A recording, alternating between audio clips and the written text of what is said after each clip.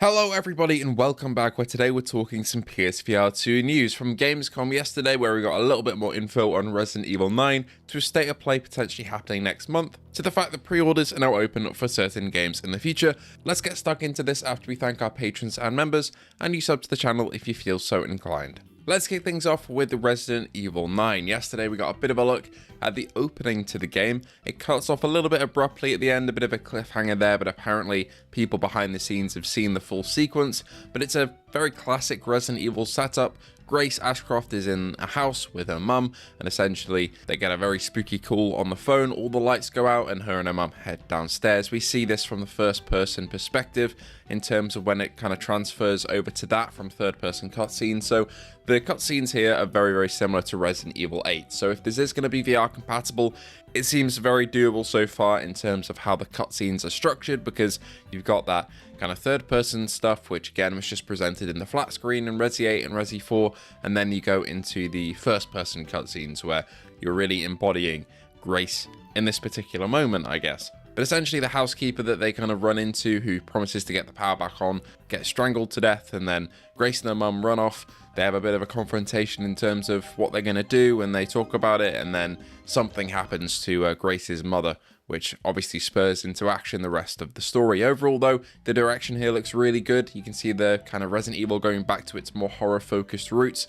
I think Resident Evil 8 really had its moments, especially like the baby, for example, and even the first like opening 30 minutes are really, really spooky, but it drops off a bit more towards action later on. And then obviously with Resident Evil 4 Remake, that's kind of action-focused, apart from those horrendous regenerators. I absolutely hated those, but overall here it does look like a very big focus on horror, which I'm both really happy about because it'll make for a great playthrough, but also I'm not very happy about because that means if it is in VR, then I'm going to have to play it in virtual reality, which I'm really not looking forward to because that's going to be terrifying. But yeah, looks really good. That's probably the only PSVR2 thing from Gamescom that we really saw. There was another look at the Deadpool VR game for Quest. For me, it looks alright. I like the gameplay very much, but the visual style just isn't really for me. But yeah, I think Resident Evil 9 has a big chance of coming to PSVR 2, and let's talk about the event, which will probably reveal it, happening next month. So yes, there is a state of play coming at the end of September, according to Jeff Grubb. Now, if you don't know Jeff Grubb, he essentially is the #1 place to get accurate leaks and info about state of plays and showcases. Every single time over the past, I'd say like 4 years, that he said there will be a state of play at a certain time, it's happened. And now he's saying in the Game Mess Morning podcast from the 18th of August, around the 20-minute mark, I am comfortable saying that Sony is planning a state of play or maybe a PlayStation showcase around the end of September. That would be fantastic to see. I should be kind of available to stream that if it is happening around the end of September. Looking at the calendar, we usually get state of plays on Tuesdays or Thursdays, so the 23rd or the 26th or even the 30th would work there. But in the past, recently, they've kind of bucked that trend and put state of plays on any day, so maybe the last half week and last whole week of September, so the 22nd to the 28th and then the 29th and 30th, could be kind of a area to take a look at there in terms of state of play. So we'll wait and see if anything gets announced. I think in a state of play though, what could we see for PSVR 2? Well, if it is actually a showcase instead, we could get the reveal of the next Ace Combat game, because it's got to come out this gen surely, and I think that could have PSVR 2 support. I think a showcase would be a place to announce the latest Ace Combat entry. The less exciting options for PSVR 2 related things would be a release date trailer for both Thief VR and Reach. I'd rather have new titles be announced, to be honest, but we haven't got a release date for either of those, and it would be quite an easy thing to put in there for Sony if they wanted to include some VR stuff, as we don't have a release date for both of those games just yet. The big one would be an announcement for Resident Evil 9.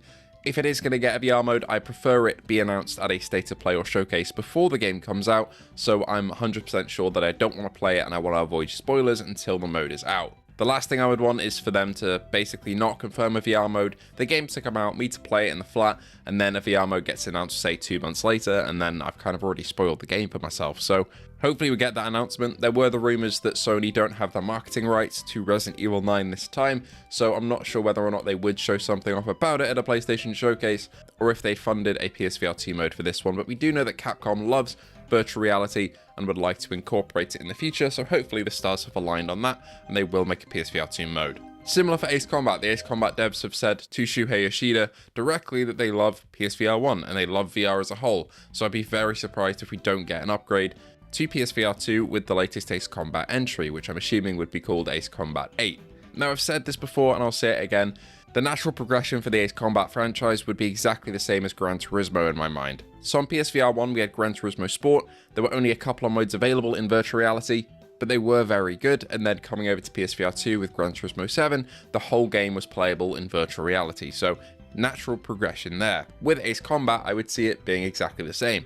Ace Combat 7 on PSVR 1 only had 3 missions and free flight modes, and the air show mode, which was really cool to be fair, where you could stand on the deck of a carrier and watch the planes do tricks.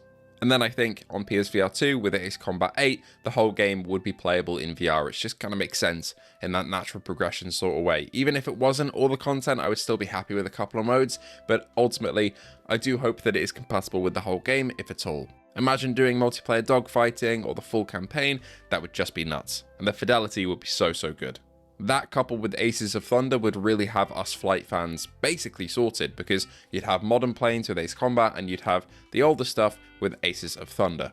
Overall, those are my hopes and dreams for a PlayStation showcase, but we'll have to wait and see what gets announced.